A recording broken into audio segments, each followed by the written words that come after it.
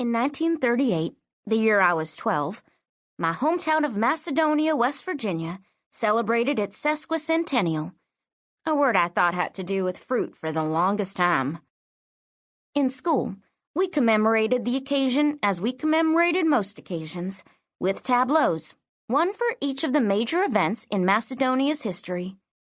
There weren't many, hardly enough to stretch out across 8 grades, but the teachers eked them out the best they could.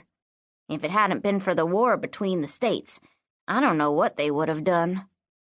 When Virginia seceded from the Union, Western Virginia got mad and seceded right back into it. All except 4 little counties, one of them ours, that stuck out their tongues at West Virginia and declared themselves part of the Confederacy, a piece of sass with long consequences in the way of road paving and school desks. Tucked up in a crook between the Potomac and the Shenandoah, Macedonia was a junction for generals and railroads alike, and by the time Lee hung up his sword at Appomattox, the town had changed hands 47 times, 6 of them in one day. Art teachers dearly loved to get up a scene of the townspeople stuffing their Confederate flags up the chimney as the Union troops marched in and yanking them back down again as the troops departed. The 4th, 5th, and 6th graders got the war scenes, and the 7th and 8th graders got the short end of the stick, because not a thing happened in Macedonia after 1865, except the roundhouse blowing up and the American Everlasting Hosiery Company opening its doors. Half the town worked in that mill, and the other half wished it did. But there was not much about the American Everlasting Hosiery Company that looked good in a tableau. Sometimes the teachers gave up and killed 2 birds with 1 stone by making the 7th graders march across the stage, waving socks, while the 8th graders sang the Star-Spangled Banner behind them. In 1938, though, the 8th grade hit pay dirt because Mrs. Roosevelt drove through town.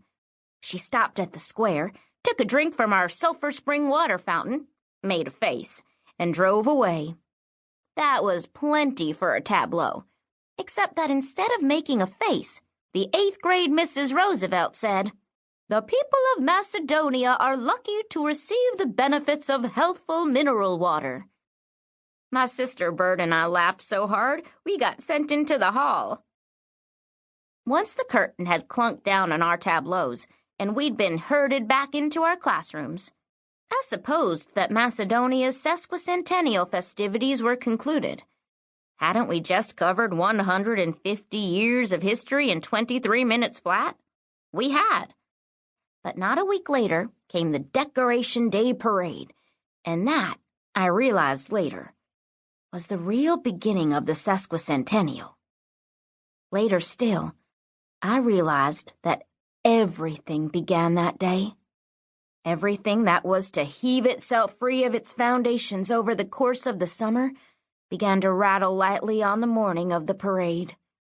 That was when I first heard of Layla Beck, when I began to wonder about my father, and when I noticed I was being lied to and decided to leave my childhood behind.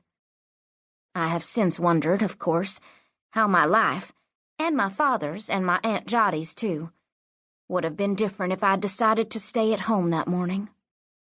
This is what's called the enigma of history, and it can drive you out of your mind if you let it.